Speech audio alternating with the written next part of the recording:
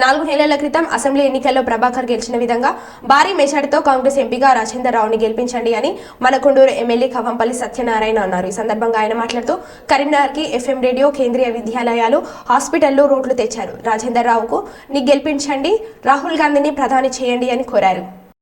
అధికారంలోకి వస్తే నా ఆదాయాన్ని అంబారికి ఇచ్చి ఆస్తి తీసుకుని ప్రజలకు వస్తున్నాను. నేను అడుగుతాను, ఇలా 10 సంవత్సరాల నరేంద్ర మోడీ ప్రభుత్వంలో ఏ పేద హిందువుకు న్యాయం జరిగింది? మొత్తం ఆస్తులను తీసుకుపోయి ఆదాయాన్ని అంబానికి పెట్టిన కదా. ఇలా వాట్సాప్లలో లిస్ట్ వస్తుంది. 100 మంది దేశాన్ని మోసం చేసినటువంటి విదేశాలకు పారిపోయిన కోట్లాది షేర్లు అందరు హిందువులే కదా, నీ గుజరాత్ వాళ్ళే కదా, ముస్లింలు ఉన్నారు అట్లా. మరి ఇలా వాళ్ళ గురించి మాట్లాడితే దొంగ దొంగ అన్నట్టుగా. నిన్న గుజరాత్ ముఖ్యమంత్రి వచ్చింది ఇక్కడికి నామినేషన్ కు. ఆయన అంటాను, నేను గుజరాత్ లో సూరత్లో గెలిచిన. అరే భాయ్, నోట్లతోటో బెదిరించో ప్రజాస్వామ్యానికి గెలిస్తే గెలిచినట్టు. ఇలా మన పార్లమెంట్ సభ్యుడు చెప్తా ఉన్నాడు, కాంగ్రెస్ నాయకులారా, టిఆర్ఎస్ నాయకులారా, నేను మీ అందరికి పనిచేసి ఆయన దగ్గరికి పోయినాడే కాంగ్రెస్ మన మానం లేదా పోతావా? ఆయన నాయకత్వం కోయిలకు కూడా ఇరిగేషన్ నీళ్లు రావాలంటే ఇప్పటికే వచ్చే బాధ్యత మాదేనా? దయచేసి నాకు బలాన్ని, నేను బలహీనుడిని కాదు, కానీ నా బలానికి మరింత బలాన్ని ఇవ్వండి.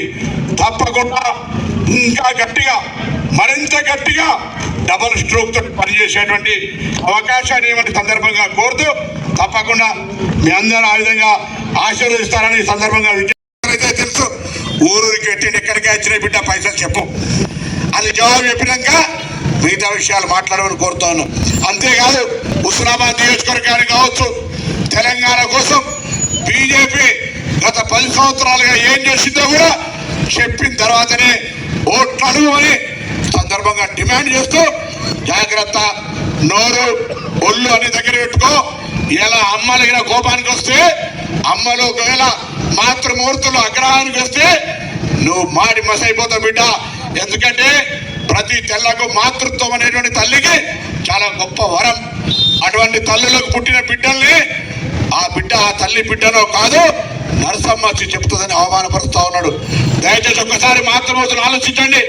మీకు పుట్టిన బిడ్డ నర్సు వచ్చి చెప్తేనే మీ బిడ్డను అవునా కాదా తెలుసుకోవడానికి అంత మూర్ఖంగా మాట్లాడుతూ ఉన్నాడు. దయచేసి ఆలోచన చేయండి.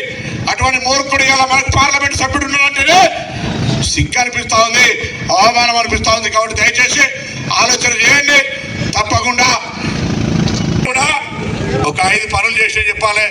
ఒకలేమో నరేంద్ర మోడీ ఫోటో, రాముని ఫోటో పెట్టి ఓట్లు అడగడం కాదు, ప్రజలకు ఏం చేసారు 5 ఏళ్లలో చెప్పమని డిమాండ్ చేస్తూ, ఇలా పాస్పోర్ట్ ఆఫీస్ అందరికి పనికి వస్తుంది. రైలు తిరుపతి, మోడల్ స్కూల్ ఇక్కడ, అక్కడ మాతా శిశు హాస్పిటల్, ఆ విధంగానే అనేక రకాల కార్యక్రమాలు చేసినాం మనం. ఇవాళ కోహెడ రోడ్డు మొన్ననే గెలిచిన తర్వాత కోహెడ రోడ్డు స్టార్ట్ అవుతా ఉంది.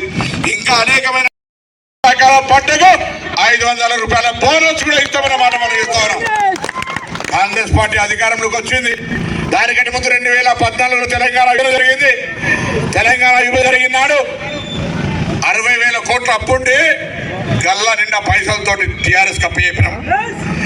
10 ఏళ్లలో 2 లక్షల కోట్ల అప్పు చేసి పెట్టింది మేము అసెంబ్లీకి పోయి చూసినప్పటికీ. ఇంత దౌర్భాగ్యమైన 60,000 కోట్లతో ఉన్నటువంటి అప్పును 7 లక్షల కోట్లకు చేసి గల్లా ఖాళీ చేసిన టీఆర్ఎస్ పార్టీ ఇలా మమ్మల్ని 4 రోజులకే పిల్లి శాపనార్థాలు పెడతా ఉంది. మీరు అధికారం ఎట్లుంటారు, మేము గోళ కొడతాం, మీ సంగతి చూస్తాం. అది ఏం చూస్తారు? ప్రజల పాలనది, ప్రజల పాలన. ఇలా గతంలో అంతకుముందు ఎవరైనా డబుల్ బెడ్రూమ్ అడిగితే నిర్దాక్షిణ్యంగా అరెస్ట్ చేసేవాళ్ళు. ఇవాళ ఒక మాట మాట్లాడుతున్నా, ఇవాళ కోహెడ అంబేద్కర్ సాక్షిగా టీఆర్ఎస్ పార్టీ ఎక్కడైనా ఏ ఊర్లన్నా డబుల్ బెడ్రూమ్ కట్టిస్తే ఆ ఊరికి మేము ఓట్లు అడగాం. కానీ కాంగ్రెస్ ఇందిరమ్మ ఇల్లు 2004 నుంచి 14 కట్టిన ఇళ్ళ మీరు ఓట్లు అడగడానికి హక్కు లేదు అని మనం చేస్తా ఉన్నా. అంతేకాదు 2014 నుంచి మీరు కట్టని డబుల్ బెడ్రూమ్ ఇల్లు కావచ్చు, మేము ఇప్పుడు మళ్ళీ కాంగ్రెస్ పాలన వచ్చింది. ఈ నియోజకవర్గాల 3,500 ఇళ్లను పేద ప్రజలకు ఇల్లు కట్టి తీరుతామనే మాట మనం చెప్తాను. రేషన్ కార్డులు తెలంగాణ వచ్చిన తర్వాత కొత్త రేషన్ కార్డులు వస్తాయి అనుకుంటే కనీసం ఇప్పటి వరకు పిల్లలైనా వాళ్ళందరికీ రేషన్ కార్డులు ఇచ్చే బాధ్యత కాంగ్రెస్ అని గట్టిగా ఊర్లలో ధైర్యంగా చెప్పండి. బీజేపీలు ఏం చెప్పుకుంటారా, బీఆర్ఎస్ ఏం చెప్పుకుంటారా? అసలు అలా పార్లమెంట్ సభ్యులు ఇయ్యాల నుంచిగా అలా పేర్లు తీయాల్సుకోలే. ఆ ఎంపీలు ఇద్దరు పనిచేసి కష్టాలు పడుతుండే రాకుండా వినోద్ రావు వస్తే దేవేంద్రరావు ఇంటికి వచ్చి వెళ్ళిపోతాడు. ఇంకో ఆయన వస్తే ఎలా దేవుడు ఎక్కడుండాలి? దేవుడు గుళ్ళుండాలి.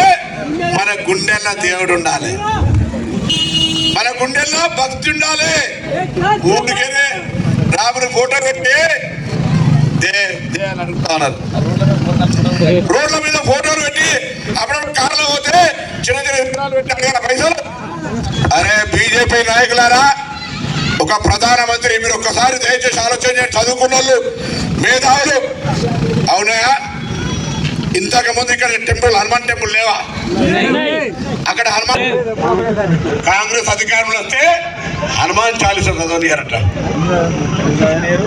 ఏమా ప్రతాప్ రెడ్డి సాబ్ మన గుళ్ళకు వ్యతిరేకం విన్నాడా?